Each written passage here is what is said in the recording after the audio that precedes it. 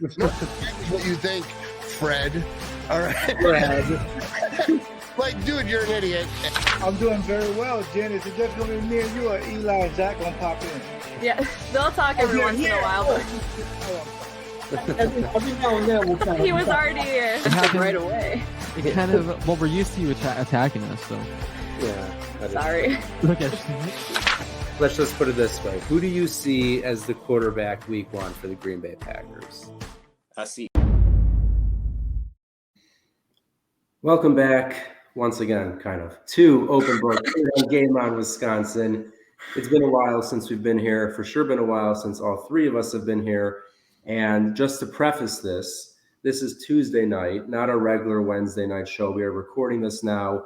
So any news that does break tomorrow on Wednesday, well, we don't know it yet, but hopefully there'll be some good news. We'll see what happens. But a lot of Packers news to get through, more than I can remember in the span of 24 to 48 hours. So we're going to jump right into it. As we tried recording before, kind of went around the room to talk about what was going on, but it got thrown back to me because, yes, I got married last week. It was a great time. Zach and Jen were there. Really appreciate it. Again, Andrew was there right here in our open book hearts right here. And, oh, that's the wrong one right here. Here's Andrew.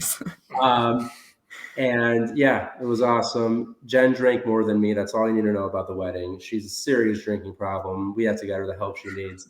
I But know, I'm so sorry for being an alcoholic that day.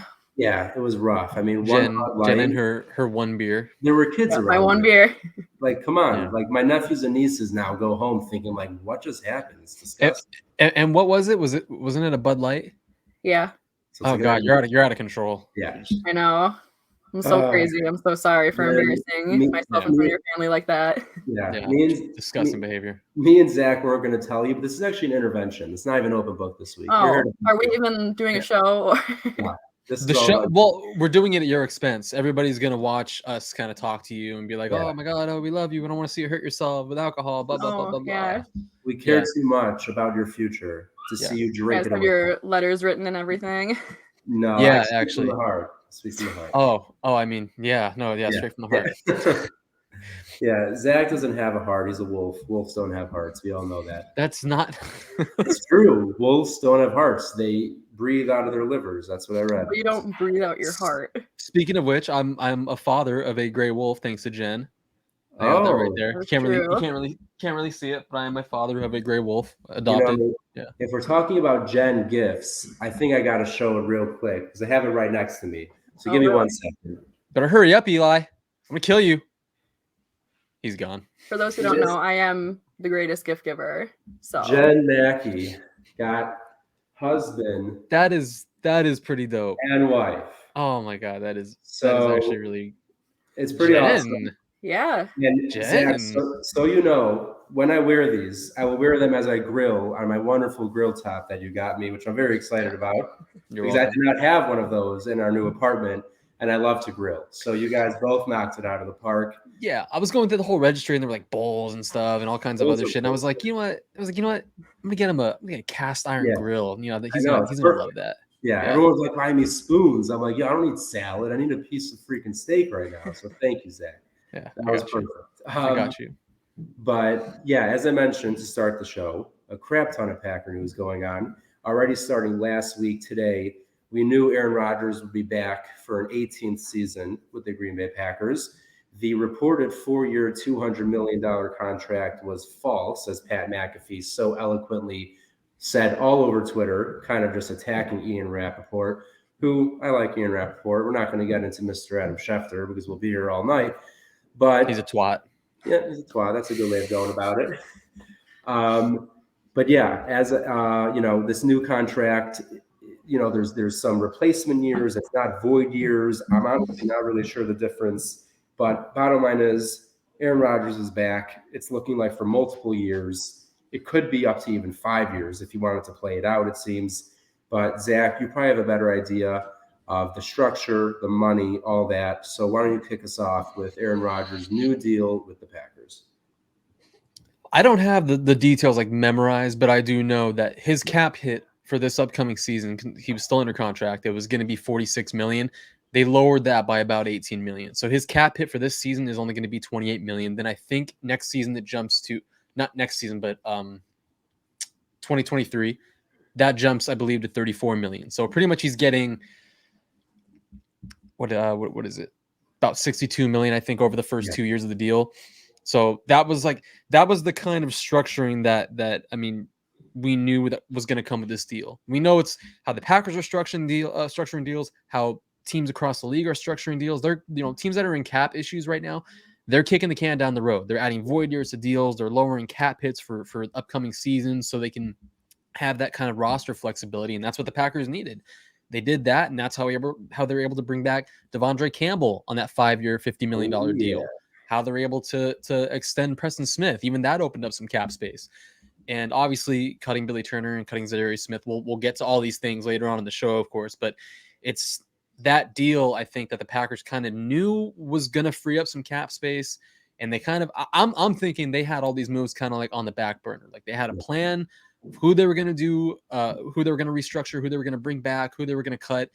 And they had everything in mind. They were just waiting on Aaron Rodgers' decision, and him to finalize the deals of those contracts. So everyone is kind of freaking out about the cap hits in the last couple years of the deal. I believe it's going to be in like 9 figures from what I've seen. From again, I'm not like the maestro of the cap or anything like that. I'm not Ken Ingalls or anything. So I looked at those dead cap hits, and they're going to be massive. But the thing is, too, year by year, as we recover from the pandemic, the salary cap is going to go up. It's going to increase, and teams are going to have more flexibility with contracts that they're able to fit within that salary cap. So I think the Packers are preparing for that. They're expecting that. There's a lot of TV deals that are going to kick in. So, everyone's freaking out about the cap hits. I mean, they could easily look. Let's say the first 2 years of the deal fly by. Aaron Rodgers, he's sitting at 40 years old. He still has not declined, and he wants to play it until he's 40, maybe even into his 40s. He follows, all the things that Tom Brady does with his body and takes care of himself. Let's say they get to that point and they want to kind of rework the deal.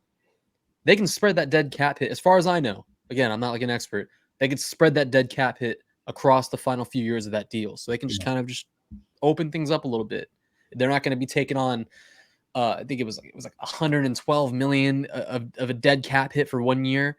They're not going to be taking all that on at once. So, it's super, super complicated. And for the 5th time, I'm going to reiterate that I'm an idiot and I am not good with money. Well, I'm good with my own money, but I'm not good with other people's money. And I'm not pocket watching. Okay. I'm not focused on these dudes' money, but yeah, it's definitely an intriguing contract and very, very complicated. Yeah, for sure. Jen, what was your initial reaction last week when, he was coming back? He tweeted about it, of course. And then today, seeing the details of it all, what that meant for you and for the team. Yeah, I mean, we have said it so many times, and we've kind of all been on the same page. We all thought he was coming back, so it was just a matter of when.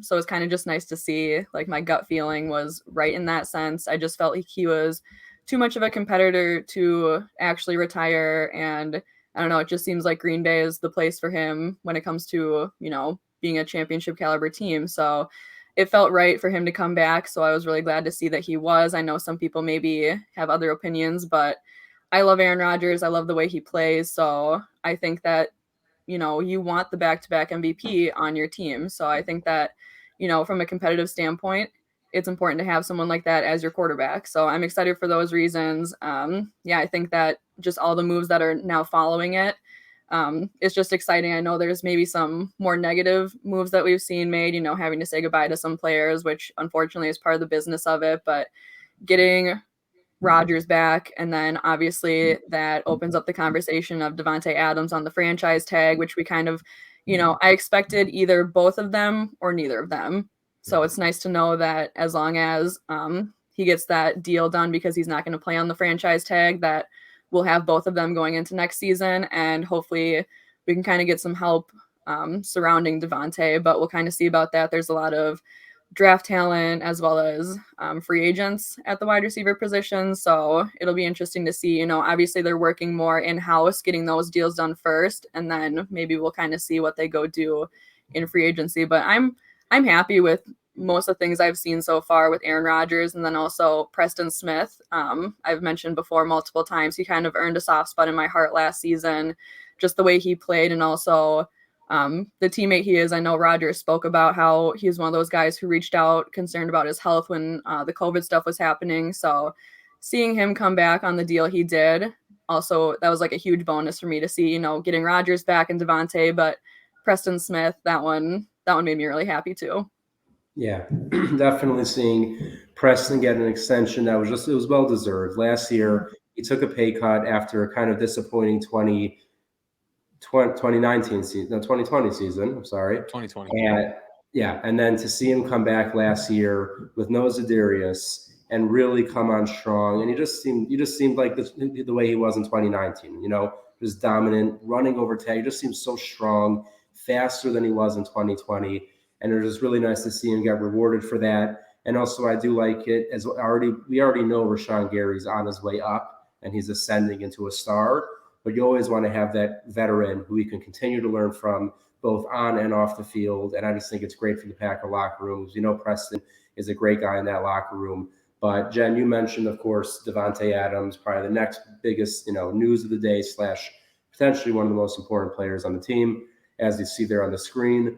It has become pretty clear, that Davante has made it clear to his teammates that he's not going to play on the franchise tag, which we all know that players don't like being franchise tagged. It doesn't give them a lot of security. And I get it. He's the best receiver in the NFL. He wants to get paid like the best receiver in the NFL.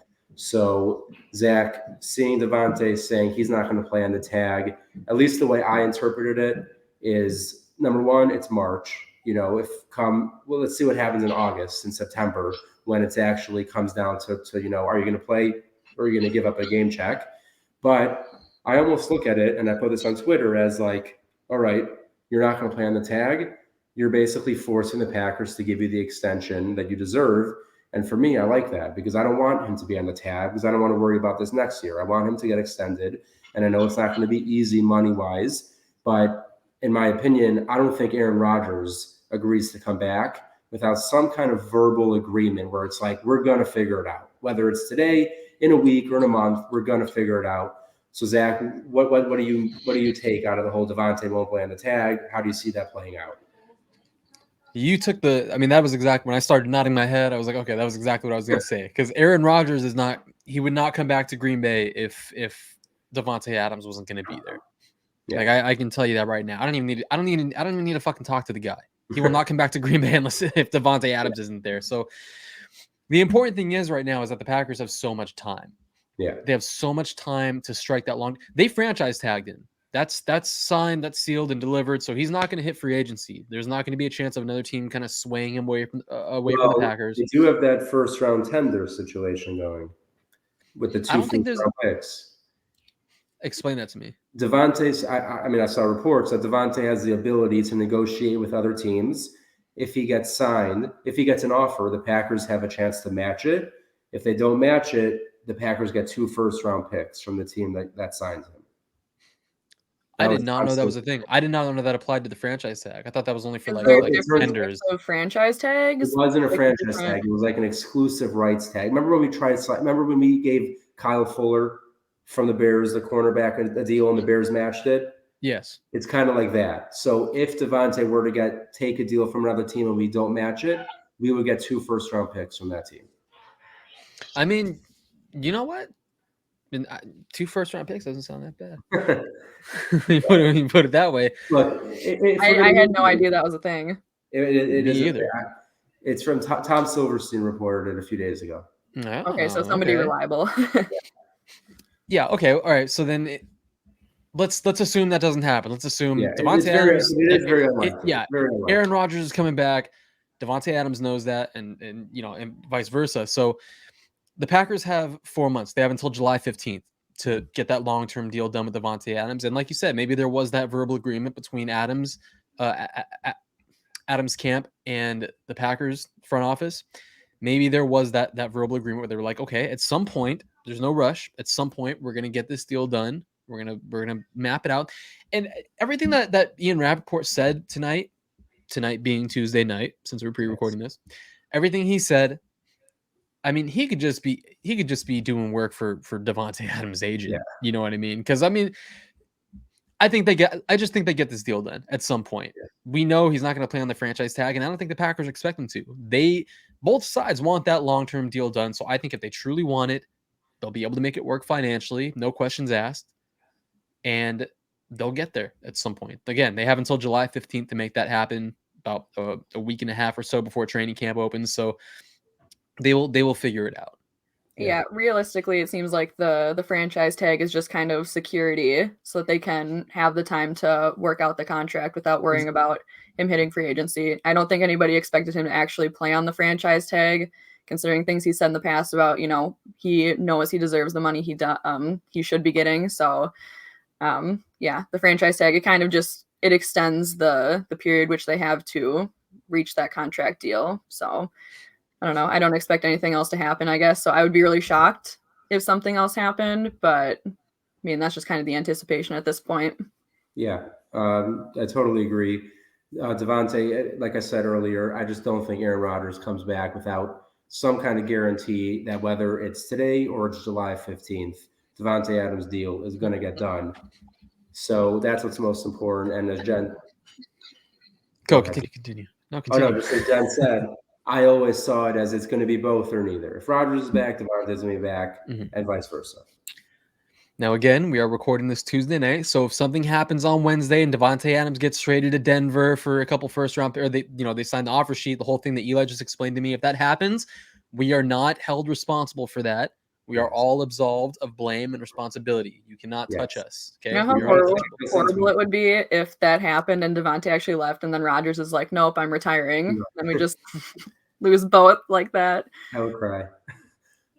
You probably would, actually. I believe I would, but let's not. That's not an exaggeration on Eli's part. No. Yeah. But let's stick with the happier news. And as we kind of brushed on before, Preston Smith's extension. So I just wanted to break down the money. 4 years, $52 million, 12.2 fully guaranteed. And honestly, the cap hits aren't too bad. They did it really well, as they always do, the Packers. I think we need to give props to Russ Ball for he just is so underappreciated by not just Packer fans, I think across the league. Like, no one really knows outside of Packer fans who Russ Ball is. But the guy's clearly a genius. He works magic all the time, gets great deals done. Even Aaron Jones' contract. I think all of us last year were expecting Aaron Jones to leave. Mm-hmm. Next thing you know, we get him on a 4-year deal, and his only guaranteed money was $13 million on the signing bonus. Like, to get Aaron Jones at that money, like, it was incredible. Yes, he probably took a hometown discount to stay, but still, Russ Ball works magic. He did it again with Preston. I love to see that. Another piece of good news, at least in my opinion, some Packer fans might feel differently. I know Jen for sure will. But Mason Crosby seems to be back in Green Bay. Jen, public enemy number one, Mason Crosby over there. No, but I'm very excited. I don't know why you're throwing me under the bus like that, as if I'm like Mason Crosby's number one hater. Because you love him. I didn't notice. Oh, she loves him? Yeah. Oh, okay. I thought you were making it sound like No. Jen's a big Mason fan, so I had a. Oh, okay. I thought you wanted him. If Mason, dead. I'm not ready for a post Mason Crosby Packers era. So all the other stuff, Rodgers would have hurt, Davante would have hurt, but there's something special about Mason Crosby that would have just really sealed it for me. That like a whole era is over. Okay. And so the reports from Rob Domofsky make it sound like they don't plan on moving on from him.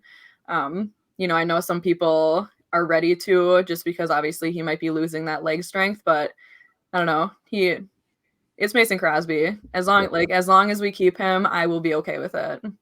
Yeah, I'm not complaining. Look, I get it. He didn't have the best year ever, but it's pretty simple. Number one, look at the rest of the NFL. Outside of a very select few kickers, no one is safe anymore. Kicking over the last 3 to 5 years has become unbelievably unreliable and just really scary.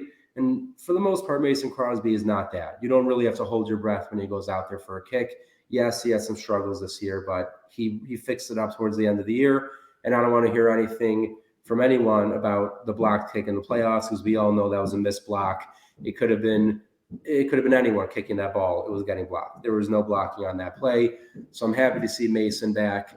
And then let's get to some big news from today, Tuesday. Davante Campbell, and I'm so damn excited to be talking about this because for years, the Packers, they claim to value the inside linebacker position, my ass, okay? They didn't value it for shit, okay? Finally, they signed him last year in middle of the offseason. He comes in and immediately just takes over that defense, both on the field and as a leader.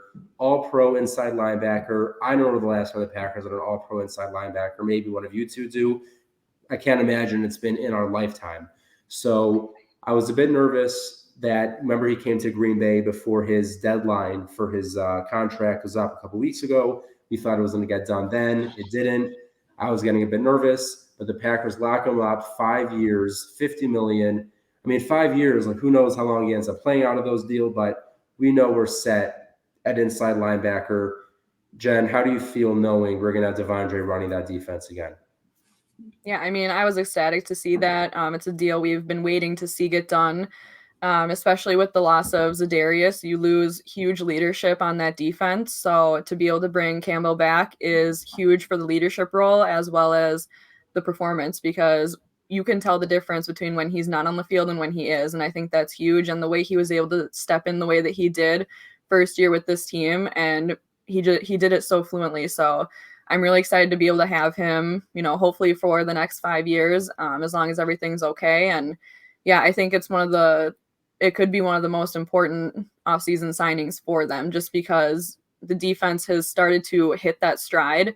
And you don't want to mess with that. So when you can bring back guys like Campbell and you keep Preston with Gary, you're really locking up a lot of those guys. And it's really important, especially when you're trying to, you have as of right now with, you got Rodgers and Davante, you have a core offense, but you have to be able to match it on the defensive side. And that's something that we've struggled to get to that point, but the Packers are finally in that area where the offense and the defense are both clicking with one another. So I think to be able to bring him back is huge, because his leadership is one of those things that's really hard to replace. And, like I said, losing Zadarius, it's one of those things where if we didn't have Campbell, it'd be an even bigger hit, not just because of talent, but because of locker room presence. So I expect him to take even bigger strides this year with that. And I think that, he's just one of those guys on and off the field who's going to be extremely important in this team having success. Yeah, for sure. Zach, your thoughts both on Davante, and as Jen mentioned, we'll lead that into Zadarius Smith's departure. But why don't you kick us off with Davante and just now going into his second year on the defense, what kind of role you think he's going to take both on and off the field?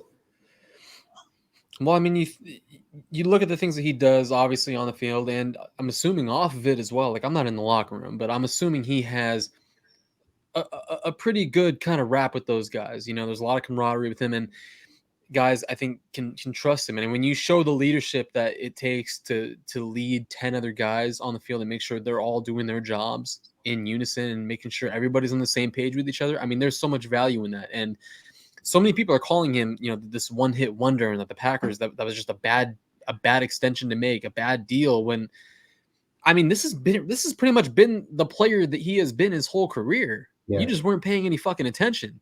He's always been a sure tackler. He's always been someone that just piles up the tackling numbers. He's always been a leader. He's always just been this kind of stout. I mean, you go back to his time with the Atlanta Falcons, the 4 years he spent there. I didn't follow much with his lone season with the Arizona Cardinals, but still, the numbers did not lie, and he's always been durable. I can't remember the last time he missed a game. Yeah. So he's been just this sturdy, reliable defender, and I think when you're the Packers, you're this team who, as you mentioned, they don't value the inside linebacker position. I don't give a shit what anybody says. They haven't.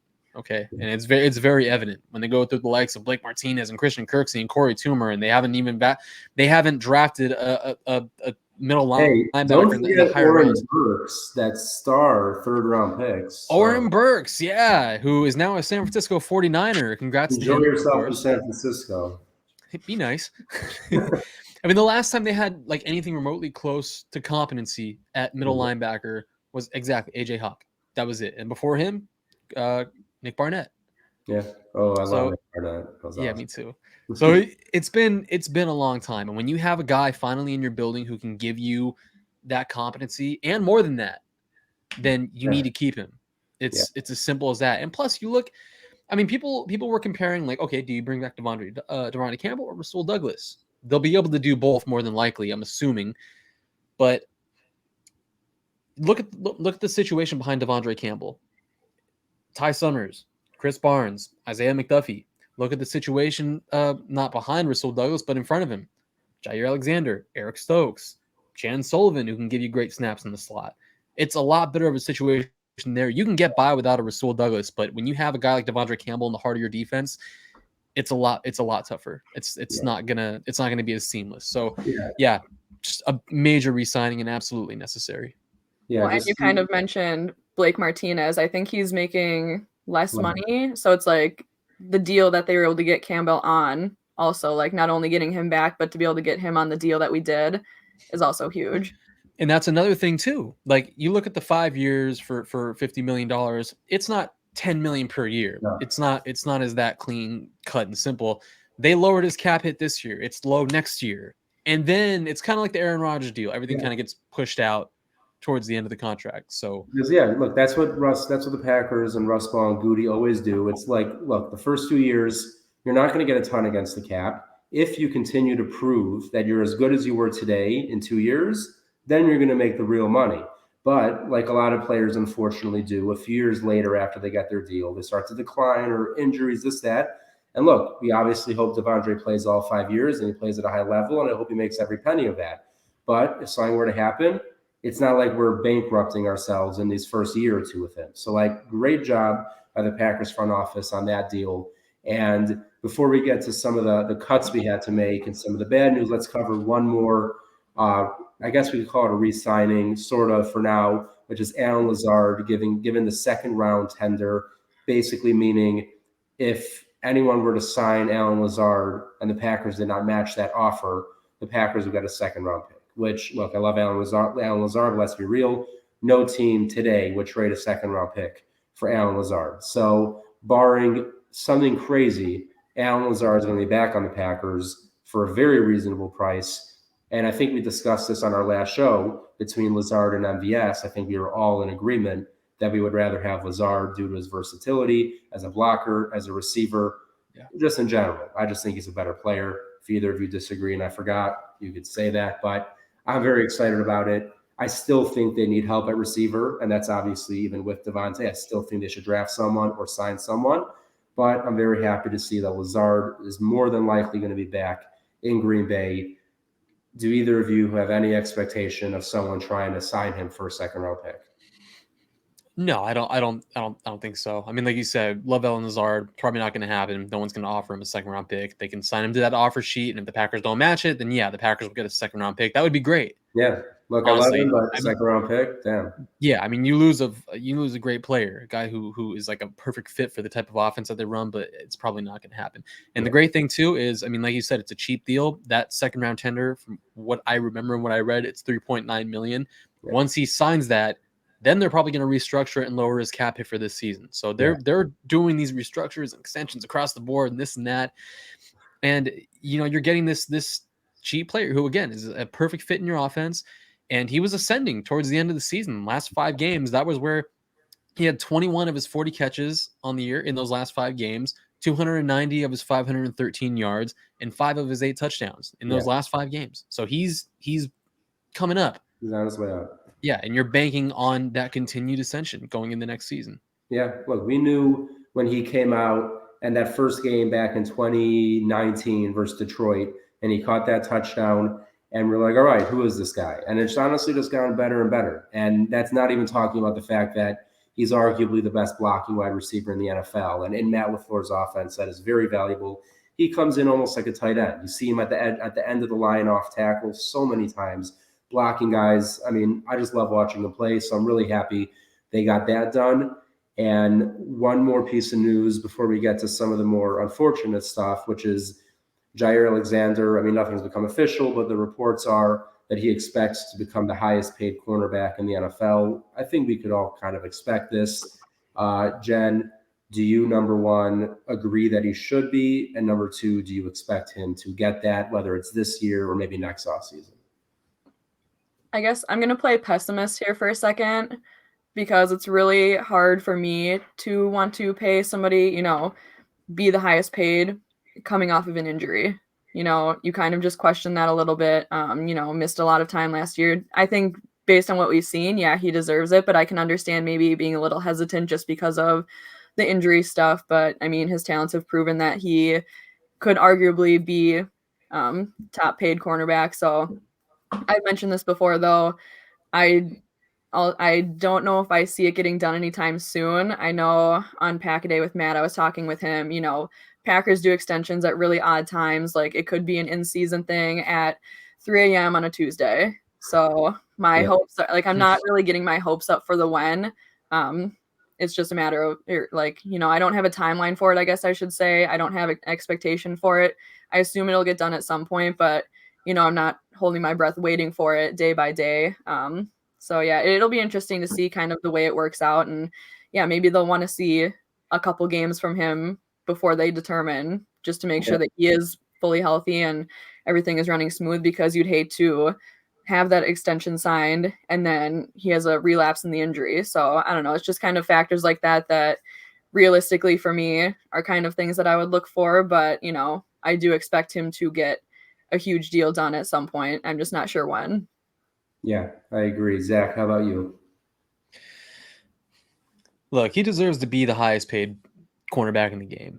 He wants to make more than Jalen Ramsey, more than Marlon Humphrey. And I mean, he has totally earned it. And as Jen said, yeah, he's coming off of an injury, that AC joint sprain that kind of he was able to come back from it, but still, I mean, you're taking a risk. But I think in this case, the risk is kind of like worth the reward. You get an all-pro cornerback who is really like the staple of your secondary right now. I mean, it's him and Adrian Amos, I think, are the two kind of real, when they're both healthy, when they're the standouts in the secondary right now. I'm hoping for a better season from Darnell Savage, hoping he can prove a lot of people wrong. And Eric Stokes is obviously on the come up after a strong rookie season. But yeah, no, I think the Jaire Alexander extension, I can't talk tonight. The extension is going to come at some point. I don't think there's any rush right now, at least not yet. So they have all the time in the world. I mean, they picked up his 5th-year option to kind of prolong that window and kind He's of give heading them more. Into year 4, right? He's going into year 4, yeah. Okay. Wait. No, he's going into year 5. He came to the league in 2018. So this would be his final year under contract. Oh, yeah, shit. Right. Yeah, so yeah, it's going to come at some point. I don't think there's any rush. They obviously have other things to kind of prioritize right now. They finally got the Aaron Rodgers deal done, so they're kind of taking a breath right now. And now they got to start working on his favorite receiver, Davante Adams. And then, I mean, then you got to start talking about Darnell Savage, his 5th-year option coming up next year. Yeah, you got to start talking about. Actually, I think that's it. Well, I'm not thinking about 2018. I'm not going back to 2018 draft. Yeah, no, that's bad. One more thing, and again, nothing has been confirmed, but it seems like I saw some reports that it seems pretty likely that Randall Cobb will be back in Green Bay, probably on a restructured deal. Am I wrong in that? I believe I saw that. I saw something similar to. I can't remember from where, but I saw something. It would definitely be on a restructured deal. Yeah, for sure, a restructured deal. What I'm thinking, what might happen, if you guys remember years ago, AJ Hawk got cut for like 10 minutes and then signed a new deal at a lower price. So whether it's a restructure or a cut and a re-sign, but I believe the report I saw was that like Randall Cobb has told his teammates that he's going to be back, something like that. But much like Davante, like, I just think Rodgers was like, look, if I'm coming back, I want Davante and I want Cobb. And we all know Cobb's not going to cost that much money. And we also know Randall Cobb's not trying to go anywhere else. He did Dallas. He did Houston. He doesn't want to go anywhere. Rodgers doesn't want him to go anywhere. And he's not going to cost a lot of money. He's probably the type of player that would take a hometown discount. Yeah. At this point just to stay with the Packers. Yeah. Like, he's done it. At this point in his career, like, he got his big money from Houston. He's had plenty of money with the Packers the first time. Not even now. So I think nothing's official, but I'm pretty confident we're going to have Randall Cobb back, which is awesome. And now, before we get to the last couple pieces of news, I almost forgot, the best part of any show, of any open book, is our R-Tech ad read, which I have not heard in way too long. Mr. Zachariah Jacobson, we need a good R-Tech ad read. Oh, yeah. Oh, God. Oh, I've been waiting for this. Oh, God. Oh, Jesus. Oh, fuck. Okay. I'm just kidding. I honestly forgot to. Ladies and gentlemen, this show is brought to you by R-Tech Ventures. The goal at R-Tech Ventures is to collaborate closely with founders throughout all the investment and fundraising stages, turning their visions into successful companies. Since 2020, R-Tech Ventures has helped turn great ideas into profitable businesses that make an impact on industries, communities, and beyond. And yeah. Oh, yeah. That was a good one. We needed it. It was a break. It was a pretty wild. I think one of us tried. Jen, actually, when we did the show, we couldn't find it. No, because it was just us. We didn't have Andrew or Zach, so we didn't have the script. So we got out of it. Yeah. I know there were some people that were disappointed at your wedding. Zach didn't get up there on the mic and do an R-Tech ad, but all the fans that were coming up to him. We should have done that. That would have been fun. Andrew, maybe to be safe, throw it in our chat so we have it if you're ever not around. But amazing ad read, Zach. Very much. Thank you. There was actually a kid. I think I told you guys at the wedding, actually, there was actually a kid in the bathroom. I went to go take a piss and I come and wash my hands. And there's this little kid next to me. And he's looking at me and I'm looking in the mirror and I see him looking at me. And he's like, you're from Eli's show, aren't you? And I was like, yeah. I was like, yeah. That was little my nephew. dude. That was my nephew for sure. It had to be, yeah. They're big fans of the show. Which is appreciated that they tune in. And so great to have everyone back. And now, before we finish up, we're just going to talk a couple of unfortunate cuts. One of them we saw coming, and we'll start with that. And we kind of mentioned it a couple times. Zadarius Smith. I mean, we kind of all saw this coming, and it really sucks. I think if he played last year, maybe like Preston, there could have been an extension or restructure or something, but he missed virtually the entire season, and there was just not much of a chance he was going to make it back.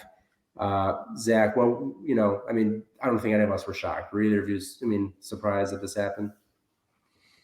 Well, you picked the end of the show to talk about the I know. stuff. I wanted to get all the good stuff. I wanted to go the good stuff to start. Oh, my God. You get the bad out of the way first. That's how I know. It was a bad strategy. My bad. It was a bad strategy. How dare you? Yeah, we kind of all saw this coming. And plus, I don't think they could have restructured him again. They restructured him once last year. That was the initial whole kicking the can down the road thing. So they can go all in for 2021, the last dance. That wasn't actually the last dance. Psych. So, yes, psych. So I don't think they could actually restructure it again. And his cap hit was going to be, I think it was like 16.7 million, I think. That was going to be his cap hit for this upcoming season. So the Packers, there was no choice but to make him a cap casualty. So it was kind of inevitable at this point. Now, me personally, look, the thing is, if you pick who the better pass rusher is between Zadarius and Preston Smith, 9 times out of 10, I think people would pick Zadarius. Okay, unless you're Jen, she would probably pick Preston because he's like special in her heart and everything. But I have a little bias towards him now. Yeah, but majority of the people will pick Zadarius Smith. But the thing is, you're getting durability from Preston Smith. Yeah. You're getting a guy who, if he just pins his ears back and is used as purely as a pass rusher, he's going to get home and he's going to disrupt things and he's going to, make life a living hell for the opposing quarterback. Zadarius Smith, he dealt with some injuries, and even the first 2 seasons before 2021, he was always on his ass at some point during games. He was dropping out. Trainers had to come out and take him out of the game for a play or two. Really, it seemed like every week. It was honestly. Yeah, it was weird. It was like he was getting cramps or something. I don't know. I really don't know. But then last year, obviously, the back thing that just kind of flared up, and he wasn't able to make it back until the playoffs. Really murky situation that kind of like foreshadowed like the Packers are probably not going to bring him back. They're probably going to cut him. But yeah, and Preston Smith, he had not missed a game in his entire career up until this past season, going up against the team that drafted him, Washington football team, oddly enough. So you know what you're getting from Preston Smith. Zadarius Smith was kind of like, up in the air. I think it was an easy call which one you bring back. And we talked about the deal earlier about Preston Smith, how it's just a fantastic deal, more great work by Russ Ball. Zadarius Smith, great Packer. I thought he could have been one of the best free agent signings made in recent memory, like next to Charles Woodson and Ryan Pickett, up there with those guys, and potentially even Reggie White if Zadarius was able to stay healthy and keep sacking the QB. That would have been phenomenal, but unfortunately, it just didn't play out that way. They got 2 great years out of him. Yeah, and he was fun. Damn, he was fun to watch. But yeah, Jen, yeah. So again, none of us were surprised. But Jen, I wanted to ask you: do you think Zadarius' exit may? I know everyone wants to talk, as they do every year. First round receiver in the draft. But do you think, with just Preston and Gary being really your only 2 real pass rushers, at least on the edge, we won't talk about Kenny Clark for the moment, do you think this might push edge rusher to the top of the Packers priority list going into the draft? Yeah, I mean, I'm not super invested in draft prospects or anything like that, but I do know that the Packers are not going to draft a first-round wide receiver. It's just the way that they go. Don't get your hopes up on it. I do think that, no, mark my words, they're not going to do it. Zach doesn't want to hear it. Zach's optimistic this year. Not going to happen. Well, I mean, after somebody else signs Davante and we get 2 first-round picks, then maybe, but just saying, Aaron Rodgers has a little more weight this year. It's a pretty deep wide receiver class. I'm just not getting my hopes up for it, and I'm just going to assume that they're going to go defense again. I would kind of assume, I would love a receiver, but I do think that they are going to kind of look for an edge rusher, just somebody who, can kind of get in that rotation and learn from Gary and Preston and just kind of get into that role. Somebody who can kind of shadow what they do, because I think that's one of the most important things we saw from the Smith Bros is the way that they were able to complement each other. So getting guys in that rotation that can complement one another, I think that's going to be huge. And we've seen that in the past with Clay Matthews and Nick Perry, where you got to just have balance on both sides. So they might want a little bit more depth in that position just in case an injury flares up in somebody.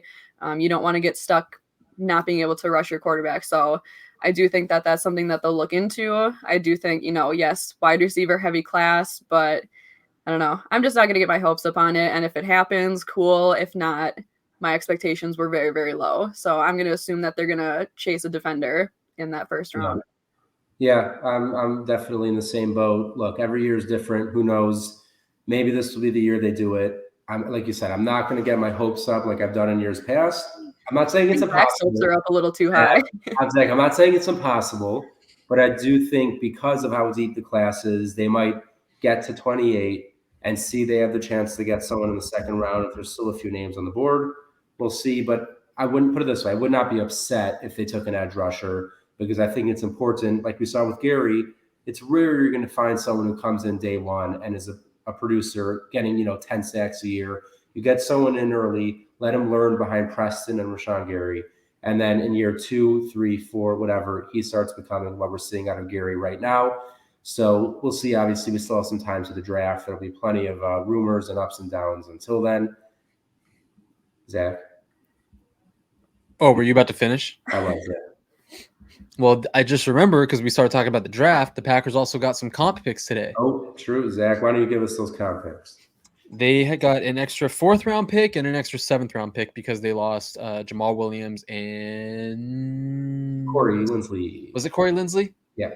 Right. Okay. Yeah. Jamal Williams and Corey Linsley. So. Am I the only one who thought we should? I mean, I don't know how comp picks work, but I thought Corey Linsley would have been a bit higher than a 4th-round pick, but I'll take it. The formula is weird. Even I don't fully understand that. I just know if you lose more guys than you sign, then you get comp picks, and it depends on the deal that they sign with the team. If it's the money, the years, it's confusing. Yeah. But I do think they end up using that 4th-round ammo to move up somewhere in those first 3 rounds.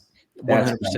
I mean, they did it to move up and draft Jordan Love. Exactly. Yeah. So great decision. By the way, we won't get into it now. We'll wait for this maybe for next week, but we'll get into the Jordan Love situation next week. But one last thing I wanted to bring up before we finish up.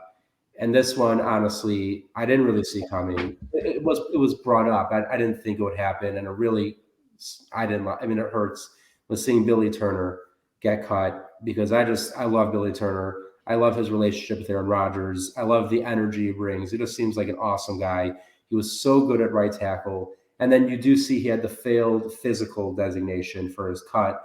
So moving past the fact that he was cut, Billy, I hope you have a great career wherever it is you go. But what I want to talk about for a minute is the fact that if today, on March 15th, again, Tuesday, tomorrow, not Wednesday, but Tuesday, March 15th, if he was cut because of a failed physical, I know where this is going. why the shit was he playing over Josh Nijman versus the 49ers? Like, at first, we were all thinking, why is it Dennis Kelly? But if you're the team and you know, and Billy Turner went down in, what was it, week 15, 16, whatever it was, and I thought he tore his ACL versus the Bears when he went down. He all of a sudden comes back for the playoffs. He's not even 100%, and you're going to play him over Josh Nijman, who was so good coming off the bench, so reliable. It didn't make Against sense a really then. tough front seven. It makes even less sense now. And even then, if you're going to play him, if you are going to take that risk, and Right he is telling you, yeah, exactly, put him at right tackle. Keep Josh Nijman where he was, where he'd been performing so well early in the season. You and I both tweeted like the same exact thing pretty much. It was like, yeah, it just makes it even more just inexcusable and just questionable. And like what the hell were they thinking? Like I fully believe that they overthought it and they tried to outsmart themselves. Yeah. They tried to outsmart themselves. It's mind-boggling. It really it's so I put on Twitter today like a poll, and we'll do it between the three of us. I wrote, what made less sense to you? Playing an injured Billy Turner over Josh Nijman, or the decision to kick that field goal versus the Bucs in the 2020 championship game? I don't know. I say easily the Turner decision. Jen? Yeah, same. I mean, I said this back when this game happened, that I think Josh had earned a spot on that line, and I was really upset that he didn't play. So to hear this, that, he should have been in due to Billy Turner having an injury, is even more frustrating. I thought that I had moved past it, but I haven't. So, I have nothing against Billy Turner. He was solid all year, but I just think that decision, came back to bite him. And, you can always look back hindsight, but when somebody's injured and it's a game like that, you got to have your team out there 100%. So It's not like Josh was just a placeholder until somebody came back. I mean, I thought that he had really earned that spot and he was playing like a starter. So that's really frustrating. But now with Billy Turner being gone, I think that, maybe it cements a spot for Josh on this line, which is really exciting to see, because I know we were kind of questioning if Billy Turner came back, where does that put Josh? But I'm really excited to see him step into maybe a more permanent role. But it is a bummer, because I did have a lot of respect and I loved watching Billy Turner play, and he also grew up like 15 minutes from me. So that was also cool. No, but it's just so silly how today, again, they could draft someone, they could sign someone, but as of today, it's looking very likely that Josh is going to be the starter at right tackle. He played right tackle at Virginia Tech, I believe, his last year there. It's like you have enough confidence in him to be your starter moving forward, but you didn't have enough confidence to play him in a win-or-go-home playoff game instead of Billy Turner coming off an injury. And again, it's no discredit to Billy Turner. You're injured. It is what it is. Yeah. You shouldn't have never been in that game, and it's just that simple. I think as great as Matt LaFleur has been, there's no doubt, and even with mid-game adjustments, he's been good. We've seen bad first halves and then terrific second half. So whatever it is, it just seems those two decisions, the Bucs field goal and then the Billy Turner move over Josh, it just seems like sometimes he gets in his own head. Maybe that's experience. He's a younger head coach, but he needs to just, he needs to stick with what got them there. And at that time, it was Josh. He was playing, Billy Turner wasn't, and I just did not see why they thought the need to make that change. I'll never fully understand it, and it just is what it is. But well, I guess while we're still on the topic of the offensive line, we should also mention Lucas Patrick entering enemy territory, going to the Bears. So yeah, he was a great versatile piece for the offensive line. He was always, you knew you could plug him in if someone went down. Now he's on the Bears. I'm not going to actively root against him, but fuck that guy. No, I'm joking. No. Look, Lucas, we wish you the best. We hope you lose a bunch of games, but you could play good as long as not good against us. Like maybe sidestep when you're playing us and let us, let Preston and Gary through. Yeah, my bad. I'm so sorry, Justin. Oh no. Okay, but it was all part of the plan. Exactly. That's he's like, what? They keep talking up Justin Fields. Let me go Let me go take care of business for you. Exactly. Lucas, we appreciate you for going behind enemy lines and kamikazing the whole Bears. But we don't even need to do it. The Bears suck anyway. Who cares? Everyone, as we mentioned earlier, we are recording this on Tuesday night. If news breaks tomorrow, we'll see. Maybe we'll come on before the show, cover whatever news may happen. There might not be news and you'll just watch this, but it was still a lot of fun to talk to both of you after a longer break than I would have liked. And that's mostly due to me. So I'm sorry about that. But we all get to see each other, so it was okay. Yeah, we had fun. We did have fun. And next week, we should be back to our normal schedule, live every Wednesday night. And if anything were to change, of course, we will let you all know on Twitter. Speaking of Twitter, let's make sure everyone sees where everyone can be followed. First and foremost, Zach's is still wrong. Producer. Oh, Zach. Okay. Well, while I introduce Andrew's going to change Zach's name. No one fucking cares about me. The whole time it was scrolling on the bottom. I'm like, it's wrong. It's wrong. Oh, at the bottom, yeah, I didn't even notice. Me neither. Okay, but make sure to follow Andrew at Mertens_Andrew. Make sure to follow Jen at BigMac_4. I'm going to skip. Oh, we got it. Andrew. Great timing. And it's Zachary J. Honestly, I kind of miss Zachariah. It was more fun, but fine. It's not your name, so I'll give it to you. You only like Zachariah because it's Jewish. It's super Jewish. Love it. We're going to go home and eat some matzo balls or something. Either way. Yes, sir. Book of Eli _NFL is where you could find me and mostly just videos of Aaron Rodgers because I love that person. And it was very fun to talk to both of you. So much news. I'm sure there will be more to talk about by next week. Signings, cuts, restructures, all that good stuff. So until then, everyone, thank you for watching. Go Pack Go, and we'll see you soon. What you think, Fred? All right. Fred. Like, dude, you're an idiot. I'm doing very well, Jen. Is it just going to be me and you, or Eli and Zach going to pop in? Yeah, they'll talk every once in a while. But he was already right away. It kind of what we're used to you attacking us, so. Yeah. Sorry. Look at Let's just put it this way. Who do you see as the quarterback week 1 for the Green Bay Packers?